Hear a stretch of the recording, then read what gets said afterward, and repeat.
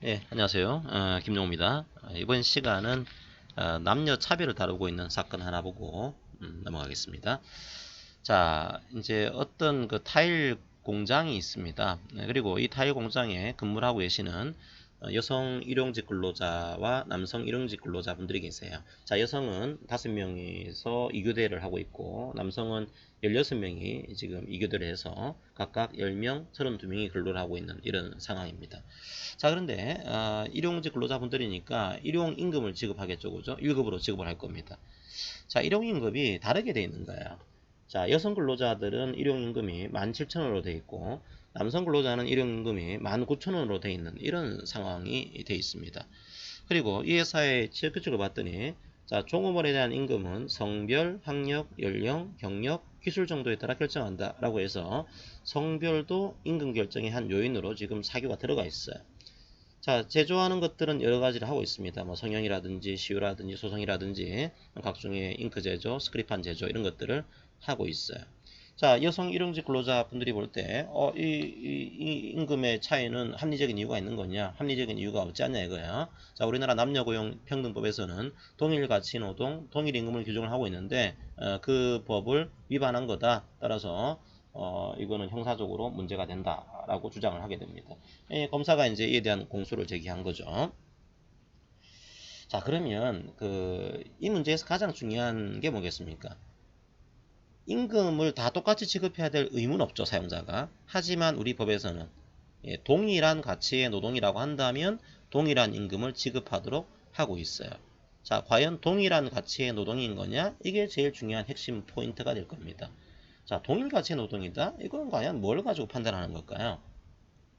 자, 우리 판례에서는 동일 가치의 노동에 대해서 아주 이제 과거에는 진짜 똑같은 노동이다 이렇게 본 적도 있었어요. 하지만 지금은 동일 가치의 노동을 그것에 비해서는 좀 넓게 인정을 해주고 있습니다. 자, 보니까 동일 가치 노동이 뭐냐 이거예요.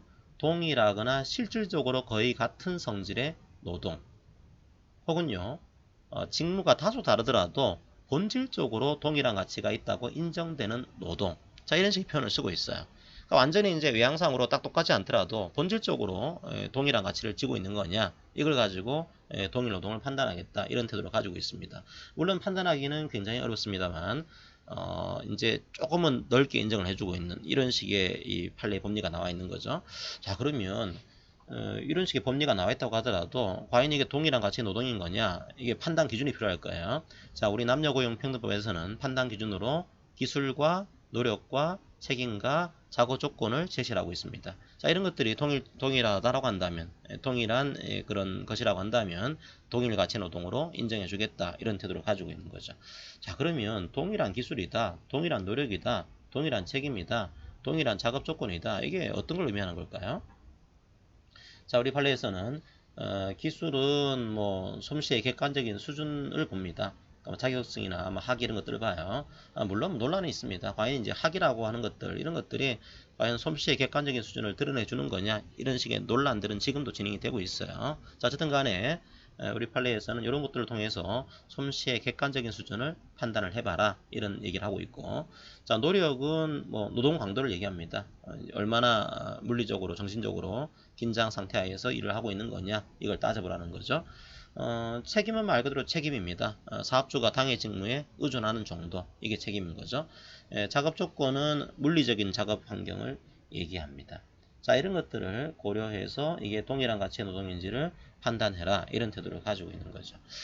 뭐 법리는 제시를 했습니다만 여전히 판단하기에는 뭐 쉽지 않은 문제입니다. 자, 이 케이스에서는 또 한 가지 결정적으로 취업규칙에서 성별을 기준으로 임금을 결정하겠다 이런 내용이 들어가 있었죠. 차별 의도가 좀 보이는 겁니다, 이게요. 자, 그리고 일용직 남자 여자 근로자들의 작업 내용을 봤더니 이게 그렇게 큰 차이를 지고 있는 이런 건 아니었습니다. 물론 이제 남자들이 약간 더 힘이 있으니까 좀 또 힘을 가지고 가겠죠, 그죠? 그런데 뭐 힘을 가지고 있다라고 해서 이 업무 내용에 대해서 동일가치 노동을 인정할 수가 없는 거냐? 이렇지는 않은 거죠. 보니까 동일한 기술, 노력, 책임, 작업 조건을 이 케이스에서는 인정을 해준 겁니다. 자, 여러분들이 이 판례에서는 아주 구체적인 그런 사건의 내용보다는 법리 중심으로, 왜냐하면 이 구체적인 내용들은 판단하기가 좀 어려울 수가 있습니다. 그리고 사건에 따라서 다를 수도 있어요. 특별히 이 케이스에서는 같은 일용직 근로자 사이에 비교를 한 거죠. 그런데 조금 더 이제 어렵게 나가게 되면은 같은 그 일용직이 아니고 어떤 정규직과 비정규직 사이에 남녀 차별이 발생했다. 이런 경우는 더 복잡한 그런 그 사건들이 될 가능성이 있습니다. 자, 여러분들이 여기서는 이런 법리를 중심으로 학습을 하시면 되겠습니다. 동일가치 노동이 무엇인지를 중심으로 보시길 바랍니다. 예, 오늘 사건에 관한 설명은 이것으로 마무리하도록 하겠습니다. 고맙습니다.